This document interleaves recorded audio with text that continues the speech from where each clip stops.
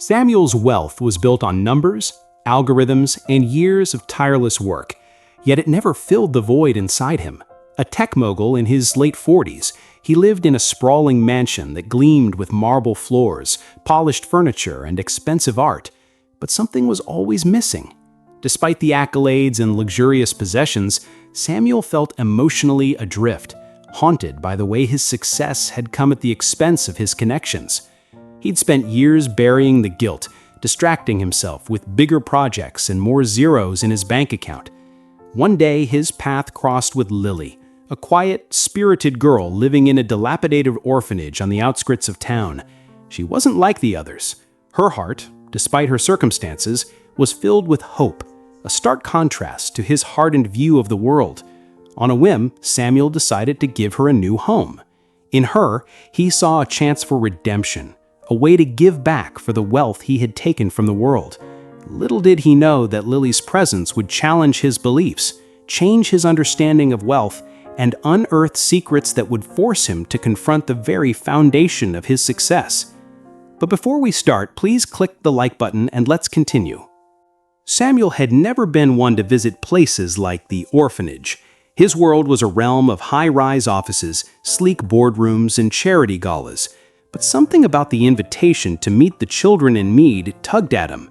He arrived unannounced, a quiet observer amidst the chaos of squealing children and weary caregivers.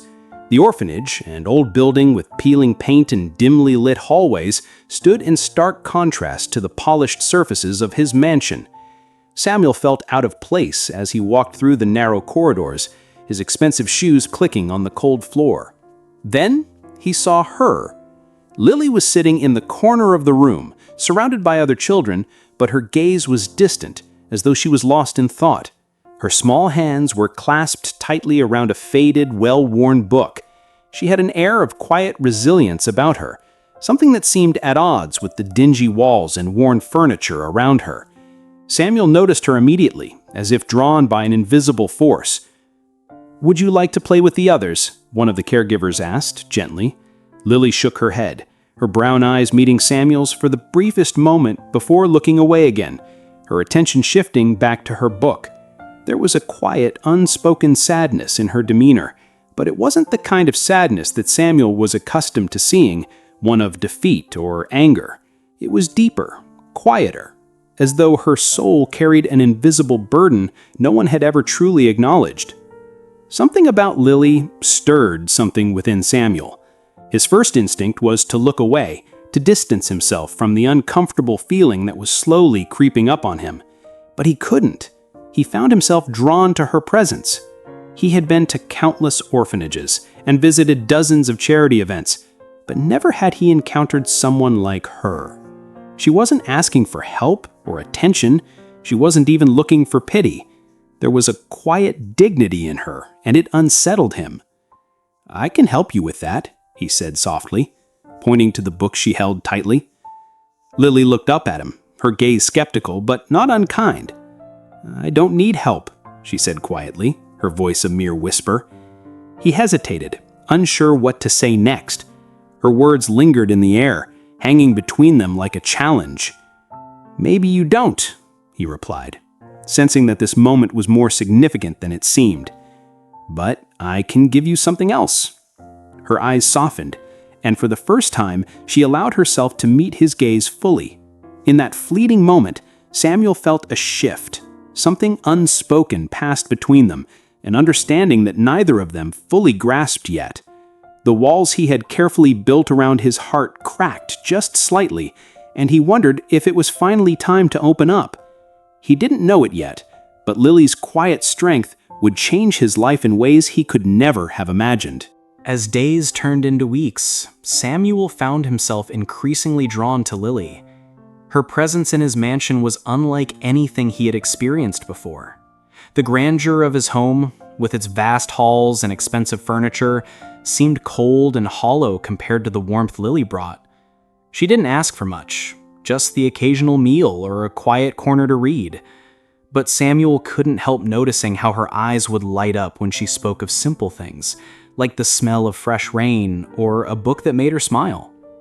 It was in those moments, when her laughter filled the room, or when she asked him about things that weren't related to business or money, that Samuel realized how little he truly knew about the world outside of his wealth.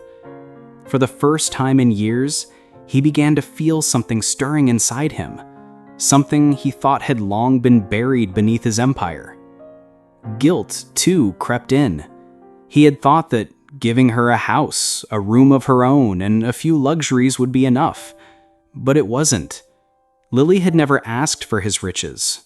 What she wanted was far more profound. She wanted to be seen, to be heard, to be loved in a way that money couldn't buy. Samuel noticed how, despite everything he had given her, Lily often retreated into herself. She didn't usually speak of her past, but when she did, it was always with a quiet sadness. Her parents had died when she was young, and the orphanage had been her home for as long as she could remember. Despite all the material comforts Samuel had offered, the emotional gaps remained. He realized that no amount of wealth could fill them. Lily needed more. She needed connection, genuine human interaction, and a sense of belonging that his cold, sterile mansion could never provide. One evening, as they sat in the garden under the golden light of the setting sun, Samuel asked her about her dreams, her fears, the things she wanted most in the world. To his surprise, she shared openly, revealing a wish for a family, a real family, not one built on charity or obligation, but on genuine love.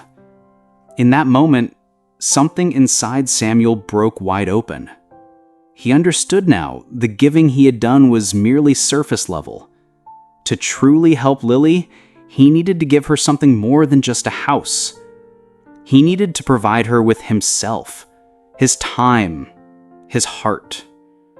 It was then that Samuel knew, to heal himself and her, he had to start by unlearning everything he had been taught about wealth and generosity.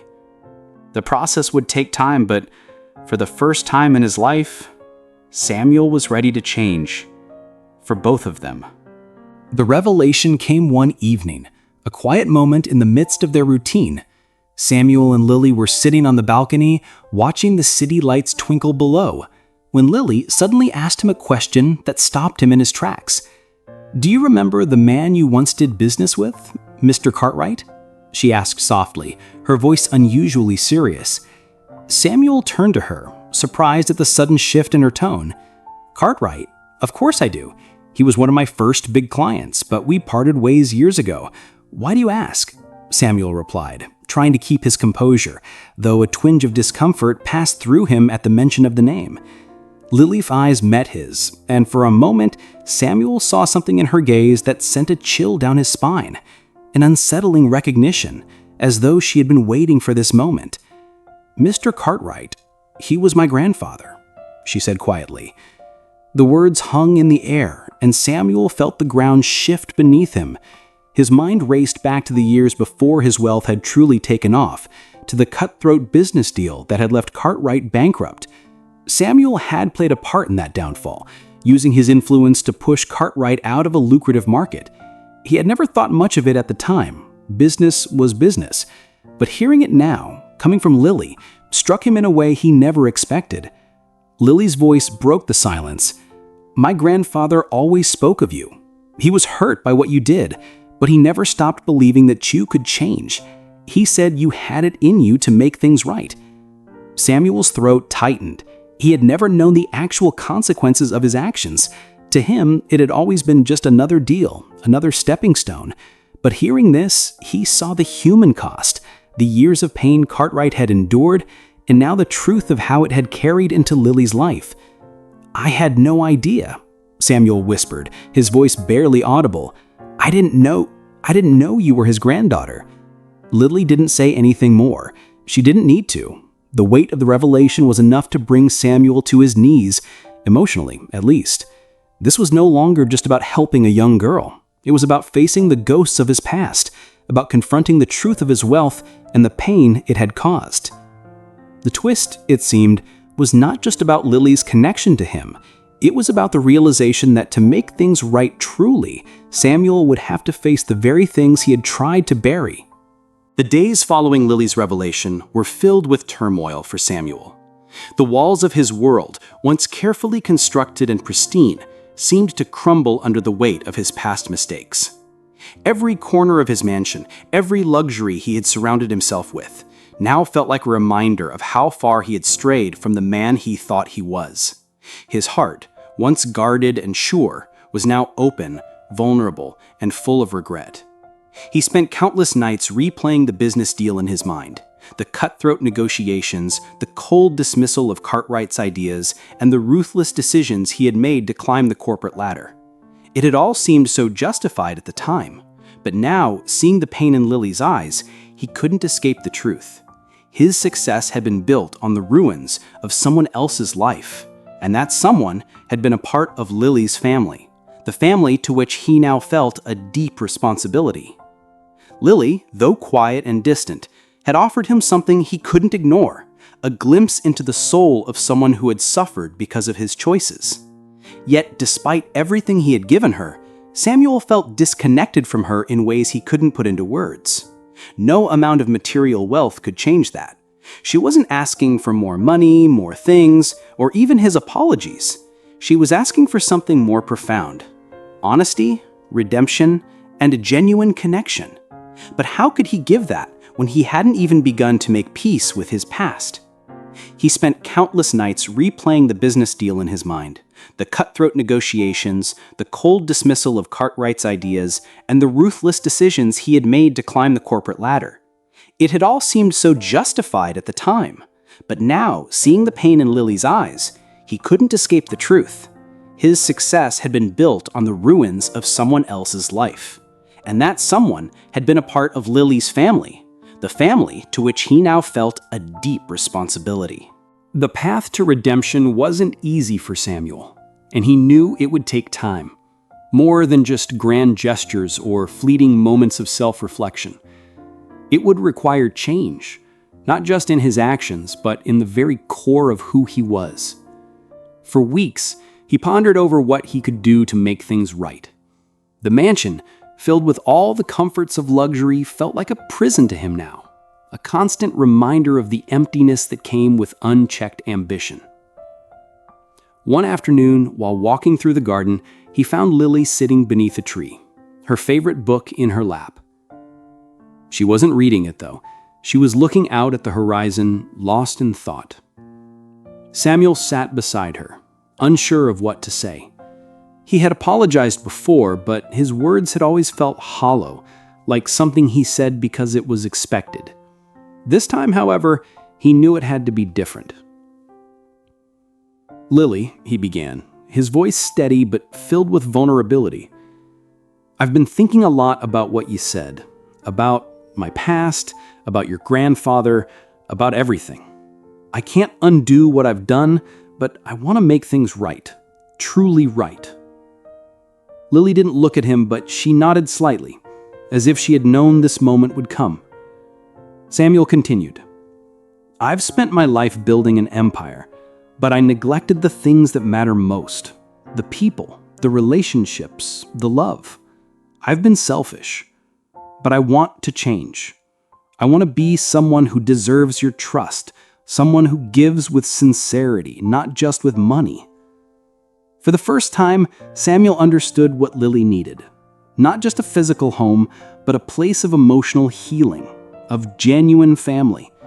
And so he made a decision. He would give away the mansion. He would donate it to build a community center for families in need, a place where children could grow, learn, and feel safe, much like Lily had always dreamed of. But that wasn't all. Samuel would spend less time in boardrooms and more time in the lives of those he was trying to help. He would invest his energy into people, not profit. Lily turned to him then, her eyes filled with a quiet warmth. "That's the change I was hoping for," she whispered. Over time, Samuel became a different man. The mansion became a beacon for those in need, and his efforts to rebuild his relationships, starting with Lily, taught him that true wealth wasn't in the things he owned, but in the love and connections he could cultivate. Through his humility and sincere actions, he discovered what it truly meant to heal, to love, and to be rich in ways that money could never measure. In the end, Samuel discovered that true wealth was not measured by bank accounts or the size of his mansion, but by the connections he formed and the lives he touched. The decision to give away his home and invest in his community wasn't just about making amends, it was about rediscovering the value of empathy, humility, and love, things he had long neglected in his pursuit of success. Lily, once just a girl in need, had transformed his life in ways he hadn't anticipated. Her quiet strength and unwavering spirit taught him that kindness isn't about grand gestures, but about showing up, being present, and offering a piece of your heart. She had helped him realize that material possessions could never fill the void left by years of isolation and guilt. As Samuel spent more time in the community he helped build, he found himself surrounded by a new kind of family, one built on mutual respect, care, and shared purpose. The mansion, once a symbol of his achievements, was now a distant memory, replaced by a richer, more meaningful life. He no longer felt the weight of his past, for he had finally begun the work of healing, not just for himself, but for the people he cared about. And Lily, in her quiet, profound way, had shown him that the most priceless gift of all was the opportunity to change, not for others, but for himself. As they continued their journey together, Samuel knew one thing for sure. In giving his heart, he had found the home he had been searching for all along.